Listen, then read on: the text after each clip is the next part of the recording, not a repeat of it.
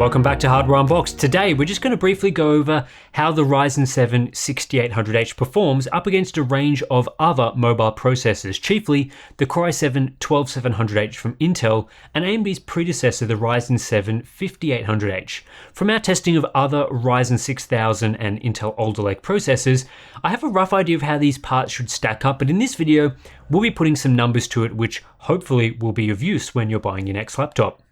The Ryzen 7 6800H is AMD's latest mainstream mid-high-end CPU for performance-oriented laptops. It has 8 cores and 16 threads of a Zen 3 Plus CPU design, clocked at a 3.2 GHz base and 4.7 GHz boost, 16 MB of L3 cache plus 4 MB of L2, and a 12 compute unit RDNA 2 integrated GPU, though we expect most laptops featuring the 6800H to also pack a discrete GPU. Compared to the Ryzen 9 parts above it, the 6800H is only a lesser part in terms of clock speeds, and typically it has slightly lower efficiency as it's a less well-binned CPU. With the Ryzen 5000 lineup, and indeed the Ryzen 4000 line before it, it's usually this model, the Ryzen 7 part, that offers the best bang for buck value, as we usually get almost the same performance as the Ryzen 9 CPUs, but at a lower cost. So hopefully that trend will continue with the 6800H. On hand for testing today is the ASUS ROG Strix G15 in its mid-range configuration. It packs the Ryzen 7 6800H alongside an NVIDIA GeForce RTX 3060 laptop GPU with a power limit of 115 to 140 watts, pretty decent for an RTX 3060, so you're not missing out on any performance. The default configuration for this system had 16GB of DDR5 4800 memory, but to match our other 12th gen and Ryzen 6000 test systems, we've bumped that up to 32GB of DDR5 4800 for benchmarking. There's also a nice high-performance 1080p 300Hz IPS display, which is especially well suited to competitive gaming on the go. I've previously been a fan of the Strix G15 lineup, and it seems this year's model doesn't compromise on performance either. You can configure the Ryzen 7 6800H to run as high as 90 watts if you want to, in addition to that 115 watt GPU limit, though power balancing will occur if you try and run a heavy CPU and GPU task at the same time. Nevertheless, I'm pleased that in the space of a couple of years, we've gone from very limited AMD CPU customization options in laptops to now the ability to choose your own power limits within ASUS's software, which ultimately puts the control over performance, heat, and power in the hands of users. For this benchmark video specifically, I've tested in 2 configurations which match our other results and allow us to make as apples to apples comparisons as we are capable of. The default spec for the 6800H runs at a 45 watt long-term power limit, so that's how most of the benchmarks are run, with a boost power state in excess of 80 watts. We've also tested at a boosted 75 watt long-term limit, which the Strix G15 is perfectly capable of, to see how that compares to other high-performance 15-inch systems like this. In Cinebench R23 running at a 45 watt configuration, in the multi-threaded test we can see where the 6800H ends up overall. Compared to the Core i7-12700H, it's 9% slower, which isn't an amazing result given that AMD previously used to dominate Intel in multi-thread when comparing Ryzen 7 to Core i7. With that said, the margin is relatively small and we can see performance equivalent to the Ryzen 9 5900HX from the previous generation. As for the generational uplift, I recorded a 9% performance improvement over the 5800H, which appears to be about what this Zen 3 Plus generation is capable of, a less than 10% gain unless memory bandwidth is a factor. Across 2 generations, the 6800H is just 13% faster than the Ryzen 7 4800H, showing that AMD has only achieved minor gains in this workload across their 3 CPUs, all built using TSMC's 7nm family of nodes. At 75 watts, the gap between the 6800H and 12700H grows. Now the Intel processor is 24% faster, which is quite a sizable gap. This gives Intel a clear performance lead for multi-threaded tasks like Cinebench when integrated into a standard 15-inch design that can push power to 75 watts, which these days is a lot of the gaming-focused products. For single threading, I didn't see any performance gain for the 6800H versus 5800H in my testing, which is a bit unexpected given the small clock speed jump. In any case, the Zen 3 Plus architecture isn't hugely different to Zen 3. Meanwhile, Intel is much faster for these types of workloads. The 12700H is a huge 27% faster in what is typically a very favorable benchmark for Intel's new Alder Lake P-core design. The Ryzen 7 6800H is a very good processor for CPU-based HEVC video encoding. The results we're seeing here show the 6800H is 4% ahead of the Core i7-12700H and 5% faster than the 5800H from last year. The top end of this chart is very cramped though, and lots of products released over the last 2 years show decent performance. While the 6800H is the faster product at 45 watts, it's the slower product at 75 watts. Here the 12700H is 10% faster, so not a substantial lead, but enough to show that Intel's product scales better with higher power levels than AMD. In Chromium code compilation, it's an easy win for Intel and their 12700H. The Core i7 CPU here is 24% faster than the 6800H, and while the 6800H is no slouch among AMD's lineup, for serious code compilers, Intel's Alder Lake series is the way to go. Gen on gen, the 6800H is providing a 9% performance increase, so that's in line with what we saw in Cinebench. The gap between Intel and AMD only widens when testing at 75 watts. Now the 12700H is 40% faster, so there is no doubting the credentials of Alder Lake for code compilation in this particular workload. The 6800H doesn't benefit a lot from the jump up to 75 watts from 45 watts, as it seems this generation of Zen 3 Plus CPUs is designed with lower power levels and efficiency rather than brute force power in mind. For Microsoft Excel number crunching, Alder Lake is also superior to Ryzen by some margin. The 12700H is 36% faster in this test, though it's also one of the largest gen-on-gen gains for AMD. The 6800H is 33% faster than the 5800H. This is one of the workloads we test that does benefit from DDR5 memory. It just seems that Alder Lake benefits more from this than AMD relative to their prior generations. For general Microsoft Office usage though, the gap between Intel and AMD isn't large, just 4% in favor of the 12700H versus 6800H. We also see one of the larger performance gains for the 6800H versus 5800H at 16%. In 7-zip compression, the 6800H does see a performance gain compared to its predecessor by 9%, so a typical number for a multi-threaded workload like this. Unfortunately for AMD, it's not enough to close the gap to Intel, with the 12700H holding a 27% performance lead in this short burst test. For decompression though, there's nothing separating AMD and Intel products.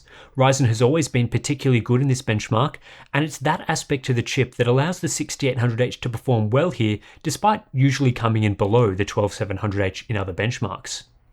For Acrobat PDF exporting to PNG images, the 6800H doesn't gain very much performance compared to the 5800H and ends up quite behind the 12700H with its faster single-core speeds.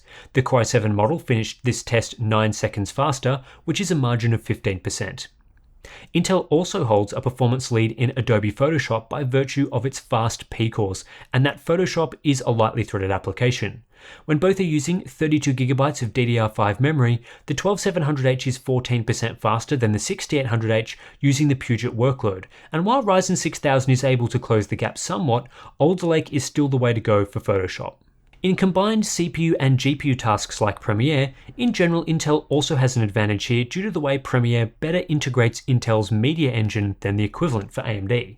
The 6800H and RTX 3060 configuration does see a large performance uplift versus Ryzen 5000 parts with more powerful GPUs.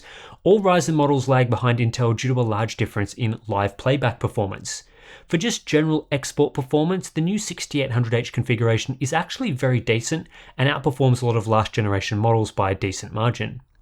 For After Effects, we also see the 6800H doing well compared to previous generation laptops, though the much faster Intel configurations that we've tested take the crown overall, as you would expect. This also applies to other workloads like Agisoft Metashape, which are very heavy on the GPU and end up less influenced by CPU performance.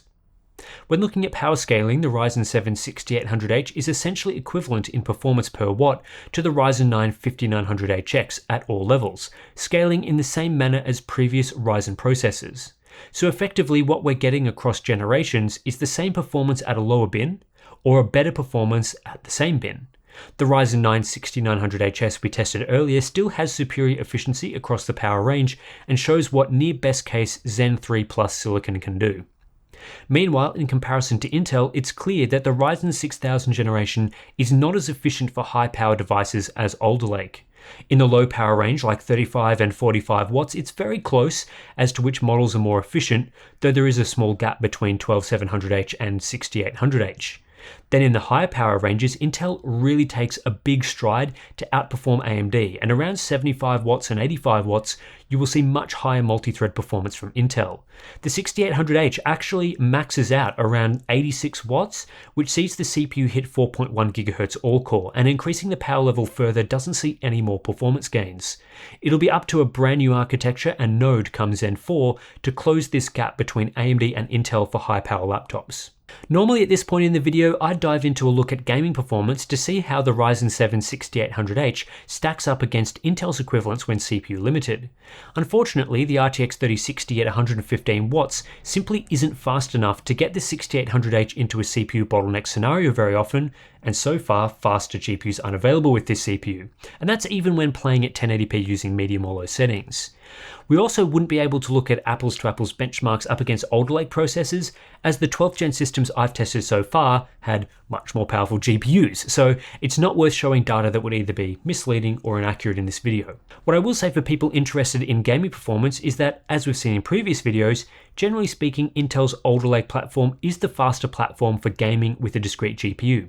In our review of the Core i7-12700H, we found that this chip was anywhere from similar in performance to Ryzen 5000 processors to 25% faster in some situations. What I've seen with Ryzen 6000 so far for gaming is a less than 10% performance gain over Ryzen 5000, so it's very unlikely a 6800H would outperform a 12700H for gaming with high-end GPUs. However, hopefully I will be getting a Ryzen 6000 laptop with an RTX 3080 laptop GPU inside shortly, which will allow better apples to apples comparisons with Intel, so stay tuned for that. As for integrated graphics gaming, there probably aren't too many situations where you'll be using the new RDNA 2 integrated graphics with the Ryzen 7 6800H, as most laptops will be paired with a discrete GPU. But if you are interested in how this GPU performs, we covered that in detail in our benchmark review of the Ryzen 9 6900HS, which uses the same GPU as the 6800H, just clocked slightly higher. Needless to say, it's very fast and impressive for a laptop GPU, beating Intel's older Lake processors and their Xe integrated graphics. So far, most of my testing on AMD's Ryzen 6000 processors has focused on low power situations for slimmer and lighter laptops. Generally speaking, this new Ryzen generation has been reasonably impressive for those sorts of systems, especially for 13-inch ultra portables, where the Ryzen 7 6800U and its RDNA 2 graphics is the best chip on the market right now. However, for high-performance systems, I haven't been particularly impressed. The Ryzen 7 6800H at 45 watts isn't that much faster than the Ryzen 7 5800H that it's replacing, less than 10% better in most benchmarks, and really offers very little in the way of a meaningful upgrade for performance-oriented productivity or gaming notebooks. The Zen 3 Plus CPU cores are more geared towards efficiency improvements, and the 6nm process node is only a small modification on the 7nm family that's been used for 2 years now. The end result is that the Core i7-12700H beats the Ryzen 7 6800H in most workloads. The margin can be narrow in some multi-threaded benchmarks, but on the whole, the 12700H is typically 15 to 20% faster on average. And that's just at 45 watts. If you have a system capable of pushing CPU power up to 75 watts, Intel's older Lake part in long-term workloads is more like 25 to 30% faster, which is very significant for apps that are heavy on the CPU. Ryzen 6000 just doesn't have the oomph at high power to match Intel's impressive scaling. I also found it quite interesting that over the last 2 generations, multi-thread performance, the key factor for high-performance notebooks, hasn't improved that much, moving from the Ryzen 7 4800H to the 6800H. A 15% gain is pretty typical. Instead, each generation is focused on a specific area of performance to improve. Last year, it was single thread and cache with the shift to Zen 3, which made a meaningful difference to gaming laptops and some productivity workloads. This year, it's mostly about efficiency and the new RDNA 2 integrated GPU, which are important for super portable notebooks, but aren't that relevant for high-power gaming systems. Hopefully next year we see a more balanced overhaul that sees decent gains to all areas of performance. When it comes to actually buying a laptop, all else equal, I'd choose a Core i7-12700H laptop over a Ryzen 7 6800H laptop. But all else is usually not equal in the real world with laptops, where things like pricing are important factors, as well as, of course, hardware configurations. Unfortunately, there aren't that many 6800H laptops to talk about right now, especially relative to the wealth of 12700H models, and those that do exist seem to be using mostly lower tier GPUs. Right now, looking for RTX 3060 systems though, there doesn't seem to be a heap separating the price of AMD and Intel configurations. Personally, I think the AMD models will need to come in slightly cheaper to be the better value buy. And that's it for this one, looking at the 6800H and comparing it to a variety of other processors. Hopefully we'll also look at the 6900HX at some point and compare that to all the models available. We'll hopefully be able to do a deeper dive into gaming performance, battery life, all those sorts of things, so stay tuned for that one. Apart from that, if you're interested in supporting the channel, we do have our Patreon and Floatplane accounts. Links to those are in the description. You'll gain access to our Discord community, our BTS videos, monthly live streams, all that good stuff. It's been a long day. Thanks for watching. I'll catch you in the next one.